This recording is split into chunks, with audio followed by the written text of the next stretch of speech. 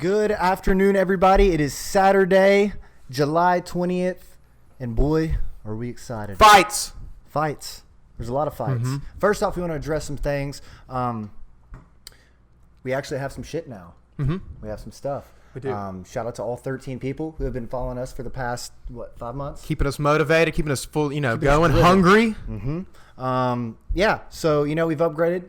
Been telling you, we're men of our word. Men of our word, yes. We like to focus on the positive, and the positive is, right now, we're not homeless. That's the biggest positive there is. We're not free agents. We're not free agents. We have a studio, and you are looking at it. We're fighting for the right to party. Mm-hmm. Little beastie boys. So, no, for real, there were some fights last night that we need to address. Top Rank, great organization, hosted a boxing tournament. We had Maxim Dadashev, okay? Previously undefeated, got fucked up. Mm-hmm. He got beat pretty bad. He actually had to have brain surgery. Okay. After the fight. Never good. No, he So you want to be an ultimate fighter? He pretty much have you ever seen $1 Million Baby? I imagine if that's how it went, he just cracked his head right on. And the doctor said, I think the bench. The doctor said he's probably in 1930. That's not all we know. This could be worse. He probably got CTE last night. No, he's had CTE. But he just got CTE he just got a 6th degree burn CTE belt. He flared up. So he lost to Subriel Matias on Friday night. He went surgery because of brain swelling. The craziest part is the doctors don't know how bad it is. They literally said, we don't even know how really damaged his brain is. I mean, you can't really. I mean, a lot of that shit comes on later, I mean, what are we going to wait? How are we going to know? He's going to fight 20 more fights and age a little bit, and then we'll find out what happens. Yeah, when he's Chris Benoit's his family. When he's 50 and can't even walk. That's what. Dude, they know what they're getting into. They know. It's bad to say it. We can't talk about the consequences. Oh, you can't? 2019. You can't talk about the consequences of actions? Okay. Now, the manager of Dadashev, Igis Klamis, is also his strength conditioning coach. He pretty much just said that they shaved his head, cut him open, and he was showing signs of severe brain damage. I don't even know what that means. Probably swelling and bleeding, I would guess. Yeah, but how do you know? I can't see your brain right now. But they shave it and they do a little, little incision. Man. Maybe they stick a camera in there, dude. They got camera needles now. Oh, they got cameras. That bird. I saw a bird camera outside this morning. All birds are cameras. So, yeah, Dadashev, I was honestly looking forward to that fight. It was good. We had some other boxing matches last night. Go ahead and tell us about this one. So this is a video of Lopez and Nakatina. And Lopez gets literally knocked out of the ring. Ooh.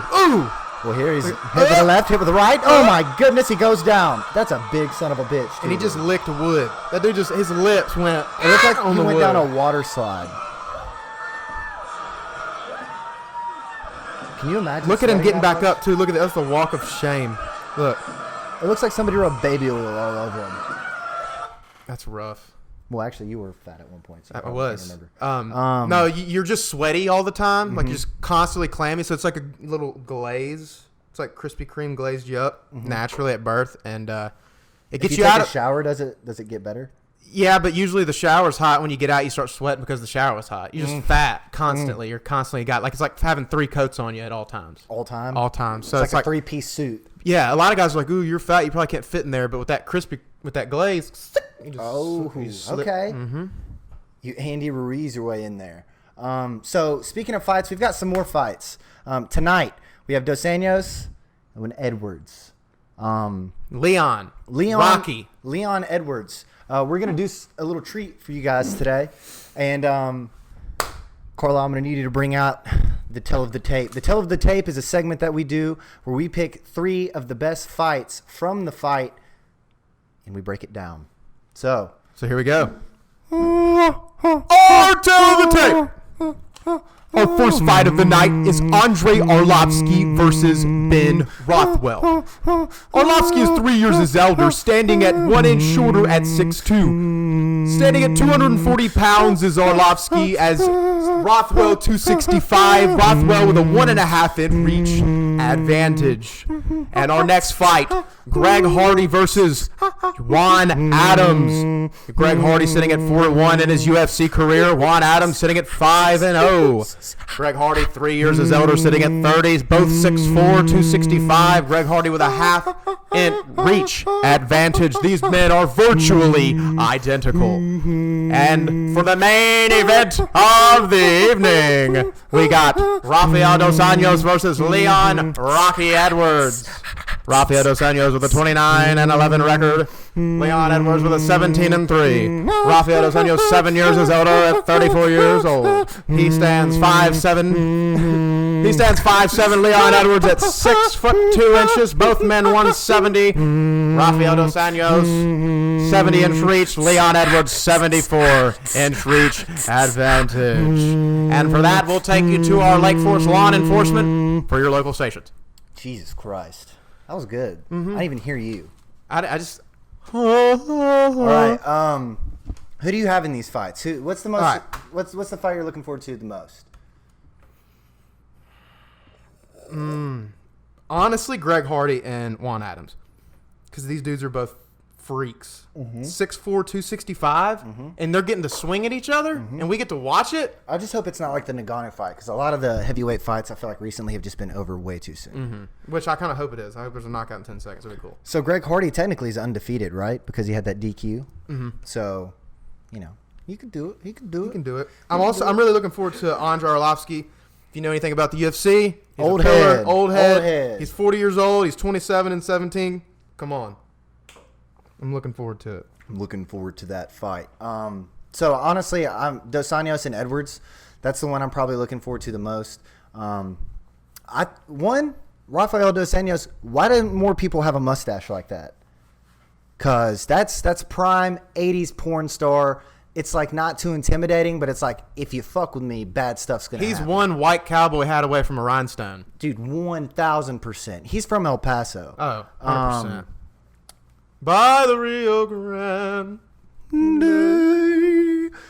So Rafael, like you said, he's got a 28-11 record, a lot more experience than Leon Rocky Edwards. But at the same time, Jamaica versus Brazil. I mean, those are two countries. But look how big he is for 5'7". You couldn't even have the Olympics in Brazil because people just kept getting. Yeah, you can't go get a water across the street without getting your pocket changed. It's like if Memphis was a country, I feel like it would be Brazil. 100%. There's more garbage there, I feel like. Their trash doesn't pick up ever. And the Olympics would never go to Memphis. Fuck no. But look, 5'7" and 6'2", and they're both 170. That's a big-ass 5'7", dude. Sam. Well, yeah. Well, okay, so It's I guess strong 5'7". But 170, 6'2", 170, and he's only got a 4-inch reach. So that's, he's still got that leverage there. Oh, he got that hand and wrist? You know what I'm saying? But at the same time, dude, Rafael Dos Anjos is going to if he takes it to the ground, because obviously Leon's got the advantage, and Rafael Dos Anjos won his lost fight by submission. His lost fight by submission. He won his lost fight by submission. Ask Anthony Pettis if he's good. Ask him. Dude, Anthony Pettis, I feel like he's still a dog. He'd take an ass whooping from anybody. He was taking an ass whooping from Stephen Thompson, and he jawed him. Cold. Facts. And even the Tony Gonzalez fight was like, holy shit. Now, moving on, we've got a little bit of action in the NBA. We referenced Memphis earlier. We're actually from Memphis, homeland. We love it. Carlisle, tell us a little bit about what happened in this NBA Summer League, the unlikely Cinderella story. The unlikely Memphis Grizzlies took their way to the crown, and really they rode the back of Brandon Clark. He was on fire. Kind of a weird championship. You got the Timberwolves and the Grizzlies. I would say the two like lowest market teams out there. But anyway, and the Pelicans and the Detroit Pistons were in this tournament as well. So it's like, there's some give and take. There's some give and take. But I'm excited, man. Brandon Clark. You got Bruno Caboclo. You got Dylan Brooks. Ivan Rabb's still there. Obviously, Grayson Allen. He had like 12 points. John Morant, Jaren Jackson. I see Ja. I wanted to see Ja. I get it. He was eating chili fingers or chili fries or whatever. Tenders. Quit. Everybody's picking on him. Just quit picking on him. He's a nice guy. That's why they're picking on him. Yeah, just quit picking on him. Stop. Dude. Oh, we're going to get Memphis on y'all. We'll get them goons on y'all. We don't even have to. Yeah. Technically. They'll do it. They'll just do it. Do it. They do it. So, Brandon Clark, he won the MVP of the whole tournament. He averaged 14.6 points, 8.6 rebounds. Pretty solid. Only 5 appearances. So, he could have tanked the last 5. The championship game, he had 15 points and 16 rebounds. If you have more rebounds than points and you still have more points than over 10, that's good. Dude. You got that double, that double, the double McDouble. The double McDouble? Who are you most excited about? Moist. I was going to sneak it in. That was the word I had. In the NBA? Yeah. Just because I'm a KD fan, I'm excited to see Brooklyn. I'm excited to see the Lakers. I'm excited to see the new Celtics. So everybody. This is I'm excited for the season because this is one of those seasons where a lot of shit's changed. Yeah. And I'm excited for the season in general. I'm really excited for Memphis, obviously, because a whole new team, pretty much. Does Melo get picked up? Yeah, by his mother to take him home. By an Uber. Yeah. Go home, Melo. We loved you in 2005, but after it comes out, he's banging one of the Kardashians. Tristan's. Which one's he with? On this week up of keeping up with the Kardashians. I can't keep up. But yeah, I will say this. I'm most excited about, and I didn't even know if I would, I didn't think I would ever say that. I think, this is me, I think Portland is a threat. Yeah, 100%. They're in the West, sure. A lot of going on there. You got Kawhi. We got Paul George Dom now. Lillard. Yeah, dude, Dame Dollars, he's the best rapper. I love how somebody made an edit on Instagram the other day. I think it was Bleacher Report, and it was his stats, and then it was best rapper in the league. And it's so that counts too. Is that going on? So they freestyle while they're playing? Right, yeah. Is that going to be in there too? Oh, guys, well, it's a tie. So whichever's got the best rapper on the team is going to be the breaker. The only player to ever average 8 triple-doubles in 1 week. And a freestyle. And he likes to wear orange socks on Tuesdays. And that's what they put in there. Because in 10 years, the fad could be what color socks you're wearing. All the time. That could just be the new fad. I like my sabermetrics with a flag over them. Say, hey, this is a sabermetric. I don't like it snuck in between rebounds and assists. Yeah. It confuses me. I'm not smart enough to figure that out. I can't piece that shit together. I'm oh, they're rapping now? What are they rapping? So the first team of the NBA Summer League team, it scares me because Nickeil Alexander-Walker is on the Pelicans. The Pelicans are also a very good team this next coming Excited year. to see them. They've got very good playmakers, and then they've got shooters. So, you got J.J. Redick, Nickeil Alexander-Walker. He's body. He can shoot. He's aggressive. I hope they wear those NOLA jerseys the whole time, the No LA. Those are cool. Because they have pretty much the LA. I understand. Yeah. Anthony did, yeah. But at the same time, Kendrick Nunn. Amen. From the Heat. He came out of nowhere. Honestly, I don't know who the fuck Mitchell Robinson is either. Maybe he can help the Knicks out. Which R.J. Barrett was killing it for the Knicks. Yep. He had 21 points in the last game he played, I think. But no, we're excited for the NBA. What we're more excited for, though, there it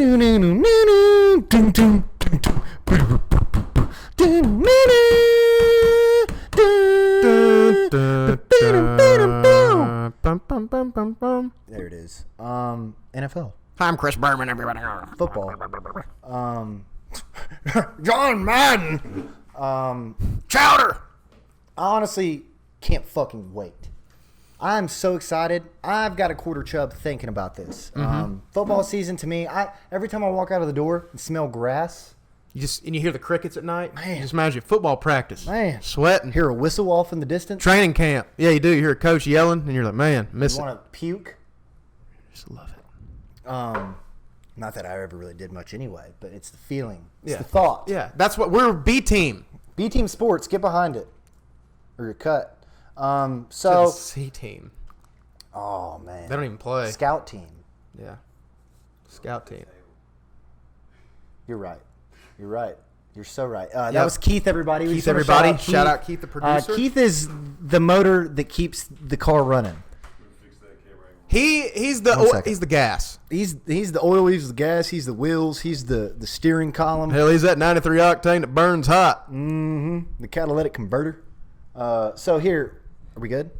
We're fantastic. Keith's, Awesome. Keith's blessing has been granted. So, NFL. The power rankings for the NFL came out, and I guess we're cool with it. I'm not as cool with it as I could be, but we're cool with it like as a thing. We recognize that it is what it is and that it's going to be numbered. And it's going to change week 1. It'll be done. It'll change. So It is. But this is pretty much everybody that's had nothing else to do. So they're like, fuck it, man. We're going to go ahead and we're going to prep. We're going to see who's who. We're going to, like, there's just things that you can't even take into account because certain players. This is haven't what you been do for picked 8 up yet. months. It's going to be injuries. Yep. Right. Yep. So does this matter at all? No. Are we going to cover it? Yes. Do we love it? Yeah, absolutely. Kansas Married to the City game. Chiefs. Projected wins 10.3. Chance to make playoffs 80.3. Do you like them being the number one spot Yes. going into the season? I think they're the best team in the NFL right now. Because they lost to the Super Bowl team, right?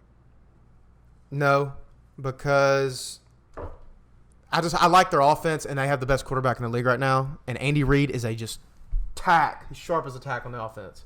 So that's why I'm taking Kansas City as the number 1. I agree with that. Now after that, Andy Reid, actually, young photo of Andy Reid. Photos are taking the world been by storm. circulating around. Yeah, I got some old people. Everybody's looking like a nutsack in my feed. And then you've got like the rogue Andy Reid beardless black and white picture. So Nice full head of hair. I'm cool with it. I love it. So, yeah, the Chiefs, I do like them. Obviously, they're talented. Tyreek Hill's been cleared. He was cleared yesterday. They're probably going to sign him to a long-term deal. And they Why got Tyrann wouldn't Mathieu, you? Honey Badger. They've got a lot of – I mean, well, they have him. They have Frank Clark. But they also lost – well, I guess they didn't lose Eric Berry because he's kind of been – Where is he? he's a free agent. Oh, okay. Somebody's picking him up. And then Justin Houston, he got picked up. But neither here nor there. I think the Colts picked him up. But, yeah, so this – Georgia player, Justin Houston. Yeah, shout out to Thornton. Go Dogs, sick 'em. So we're going to go to the Saints here, number 2 spot. Should they be number 1? Yes. But, you know, we don't control these kinds of things. Completely biased also, opinion from me. I agree with that number 2 now that I think about it. I mean, dude. You've agreed with it the whole time. You think that they should be 3. Well, we talked about the other day. I thought that. The Rams should be above them. But now that I'm thinking about, man, Drew Brees. You're taking it back? Yeah, I'm taking it back. I'm taking it back what I said. I'm sorry. I take it back. Drew Brees, incredible. One of the best to ever live. Enough. Ted Ginn Jr., I like Michael Thomas all day. And, of course, Alvin Kamara is on a carpet out there doing his own thing. Don't forget Ted Ginn Jr., Traquan Smith. Got a little tight end. I mean, you got Jared Cook. I was going to say, I don't know if you know his name. Of course. Yeah, so. Cameron Meredith, Keith Saints. Kirkwood, Dan Arnold, Austin Carr. Just saying. Drew Brees has only had 1 Hall of Fame. I mean, not Hall of Fame. Mike Thomas will be Hall of Fame, but Pro Bowl wide receiver ever in his career, and he got him 2 years ago. So can we both agree that the Los Angeles Rams should be ranked ahead of who they just lost to the Super Bowl? Yes, Okay. 100%. Reason being, now look, everybody's saying that this is the same Patriots team, and it is, and we all know they're going to lose a game to the Jaguars First or 2 Titans games. in the first 3 games. Everybody's going to be like, oh, it's an end of an era, isn't it? And then week 12 is going to grow and be like, oh, fuck. They haven't lost since then. They got 12 and wins. and they have a running back that has the most touchdowns in the league. I'm referencing Garrett Blunt 2 years ago because nobody thought that was going to happen. But yeah, all I'm saying is that they do shit that you never expect. So you can't ever count the Patriots out. But the reason I do think the Rams should be in front of them is because they have a younger team. They have a younger coach who's learned from his mistakes. Me personally, I think he'll be back in the Super Bowl very soon. I don't know if it'll be this year because the Saints are probably going to win again. Within the next 3 years, they'll be back. 100%. But If they can keep everybody healthy. Now, the NFC's scary. why I eventually put the Saints over the Rams is because Todd Gurley to me, Todd Gurley to me. I'm giving him 4 more years at most. What? He's going to get early retire. Because he's from Georgia? No. Because he tears his ACL like every Georgia running back? Well, his knees are hurt. Did you that Super Bowl last year? He was limping on the sideline. That dude's beat up. I'm just saying, agree. 4 more years of that in I the agree. playoffs, fighting for it. I don't know if I don't agree with the take, but I agree with your reasoning. I mean, I could see what you're saying, dude. He could get hit in a car wreck. Or Literally, to me, it's the running back position. If God forbid that happened to anybody. Yeah, I don't want that to happen. Nope. If Todd Gurley was traded for Alvin Kamara, I would have the Rams ahead of the Saints. To me, it's one position that keeps them a 0.5%. And what position apart. Did you say that was? Running back. Okay. If the Saints and the Rams trade to running backs. We still have Alvin Kamara. Yeah. And we picked up Latavius Murray, which we'll see how he does, but he did lead the league a couple years ago. So I'm just saying, who knows? Mark Ingram, he went to the Ravens, which I like him. I love Mark Ingram, so no hard feelings there. I think him and Lamar in the backfield is dangerous. Mm-hmm. But yeah, we already talked about the Patriots. We know who they are, and they had a great draft, which is scary. N'Keal Harris is going to be crazy. Colts at 5. Kind of good to see the Colts good again, but at the same time, Titans need to beat it. I like it because it's opening up the AFC a little more, and they got the Chargers too. They got Justin Houston. Yeah, that's what I thought. So yeah, I like them. I mean, they've got more of a percentage to make the playoffs than they don't, which, like we said, doesn't matter. But the Chargers are next. I like them. I like Thomas Davis. He's always been a good linebacker. I'm glad they picked him up. Pretty much. Other than that, I don't like Joey Bosa. Phillip Rivers has too many kids to play football, and he still does it. So to me, that makes me think he's a bad father. But hey, they got Keenan Allen. That's speaking of Keenan Allen. This is something we wanted to bring up. Madden is making ratings. People mad, and by people, the players. By players, we mean Keenan Allen. And here's what he had to say. I would not be playing Madden 20. Period. All right, number one, my overalls are 89. For sure. My short route running is a 91. Sips T. My medium route running is an 88. Like, my deep route running is a 75. Like, bro, who's making this dog? What? Who did this? Speed's at 87. Like, bro, ain't nobody just running with me step for step like that, bro. Like, come on, dog. It's not that sweet out there, man. Like, what is you thinking? My strength is 69, like I'm a little boy. I'm just not understanding something. I'm not understanding. I'm an 89 on the game, Pro Bowl back to back, 1,000. I don't understand. What's up? Talk to me. All right, first off, he should at least be a 91. Let's go ahead and get that out of the way. Yeah. I'm just kidding, dude. I don't fucking. He should be a 98. I'm just kidding. Probably like 100, really, if we're talking about it. Keenan, you're a 101 in our book. It's hilarious. And first off, no, the people who do make these ratings are fucking stupid. Yeah, it doesn't make any sense. They're interns. 69. Electronic Arts. First off, if your strength is a 69, you're not going to start on a fucking NFL team. If you're an NFL starter, you can't go below an 80. Yeah, there's got to be a floor. You're the best of the best. So whoever these nerds are that analyze this shit, I want to see them face Darren Ravel in a 40-yard dash, or Max Kellerman. Since the game hasn't been released yet, why don't they go ahead and fix the ratings? I don't think they can. What do you mean? They know everybody's pissed and it hadn't been, Mm-hmm. I don't think that's how it works. No, I do think they are fixing it. But, dude, there's so many people who just came out and were like, I'm not fucking playing it. I'm not doing it. I'm going to boycotting Madden. I'm going to play it. I'm going to fucking play it. I don't care. And I guarantee you, Keenan Allen's going to play it. Keenan Allen's going to play it. He's going to play it. He's going to play it. Our temporary solution, boys, is coming apart. Sorry, everybody. Sorry. We're good. We're good. Everything's good. Just Keith, just adjusting the lighting real quick for us. Nothing too big. Just some Keith. So I want to talk about somebody we love. We're a love podcast, positivity podcast.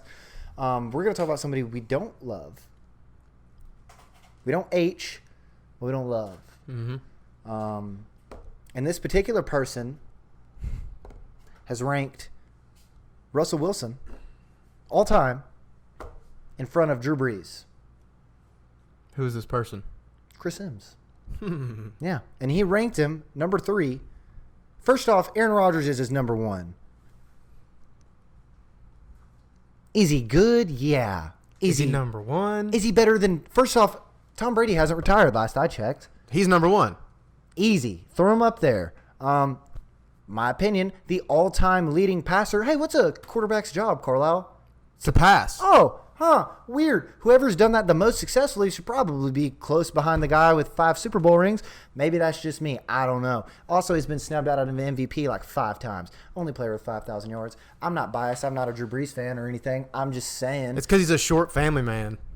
I tell you. Well, Brittany's hotter than half the wives out there. Okay, so we're going to go ahead and get that. We're going to go ahead and get that out of here. We're not taking He's the Archie Manning of today's time. There's no Brittany slander on this podcast. The Brees sons are going to grow up to be the next Peyton and Eli. Oh, it's going to be on. But no, Chris Sims, you're an idiot, dude. He signed with Tennessee, and then before signing day, switched to Texas. And quit wearing fucking sweater vests. Do you go door to door? Is that your job now? Do you go door to door and you sell your shitty ratings to people? I'm just saying. Come on, dude. Matt Ryan in front of Tom Brady? You and Matt must be friends. I wish that these two players would have been able to face off against each other on a massive stage for everybody to see and see who the best quarterback is. You know, that'd be crazy if that happened and we could see that unfold. Man, I guess we'll never get to see it. Now, Hunter, the quarterbacks don't play each other directly. It's the defenses. Yeah, whatever, dude. Quarterback had to come back and win. And Tom Brady came back. And I don't even like Tom Brady. Chris and Matt have to be friends. I'm a person with a brain. They got to be friends. Who else we got on there? Well, Aaron Rodgers doesn't have many friends. His family doesn't like him. So I guess Chris Sims would probably fall into that mold pretty well. I like Deshaun Watson. That's what he does. He looks like he runs a boys' home. Chris Sims looks like he runs a boys' home. Yeah, how the fuck are you going to put Drew Brees? He looks like Calvin Cambridge's foster father. I'm glad I didn't put Carson Wentz above Drew Brees. That's a slap. Yeah. Nope, just Cam Newton in front of Drew Brees. That makes a lot of sense. And Ben Roethlisberger, are you in front serious? Of Drew Brees. Deshaun Watson in front of Drew Brees. I know Big Ben's got 2 Andrew rings. Luck in but front of Drew Brees. He ain't doing nothing now. Patrick Mahomes, did he have an incredible rookie season? Yes. Could he get injured this year and never play again? Yes. Will it happen? Likely, probably not. No, it won't, because we love him and we don't want anybody to get hurt. No. What we're saying is, I don't want anyone to get hurt ever again in any contact sport. I'm just saying, look, if a guy has one awesome season that's undeniable, you win the MVP, that's incredible. But we got to look at longevity. We got to look at consistency. We got to look at guys who have proven and proven. Even Phillip Rivers, he's always been a shitty team, and but he's consistent. And consistently mediocre. We talked about this probably 6 months ago on the cast, but like. The cast, bro. Is he not literally the only player that's been with the Chargers that's kept them relevant? No, well, growing up, I mean, LaDainian Tomlinson was one of my boys. Him and Sean Marion, the lights out. After LaDainian Tomlinson 100%. retired, it's been all Phillip Rivers keeping that heartbeat. More than not, it's been Phillip Rivers, 100%. So yeah, and then you had Joey Bosa, and you had that whole thing. And then now, I mean, they've got a good team, obviously. Yeah. They've got some weapons, Keenan Allen, but... Picked up Jordan Howard. But, yeah, man, I don't think that Chris Sims knows what he's doing. And that's honestly probably why he works for Yahoo. Traded to the Eagles, actually. So, you know, it is what it is. We're going to wrap things up here with one last thing, and that is NCAA college football. Something that we're probably the best for last, right? Best for last all the time. All the time. Just wind blowing. Can't wait for the fall to creep in. And the leaves crackling. It's crackling. It's crumbling. That cool, crisp fall air in East Tennessee or anywhere in this country for that. Fuck Alabama. So I'm going to start this show. Reason being, it's because Nick Saban. All right, fuck Alabama. I'll go ahead and ask you this question. Everyone's asking. Everyone wants to know this question. Everybody. Are we having Georgia-Alabama rematch in the SEC championship? Everybody says it's a collision course again.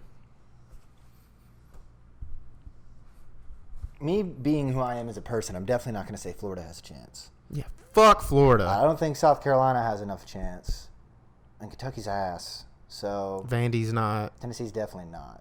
And they're not.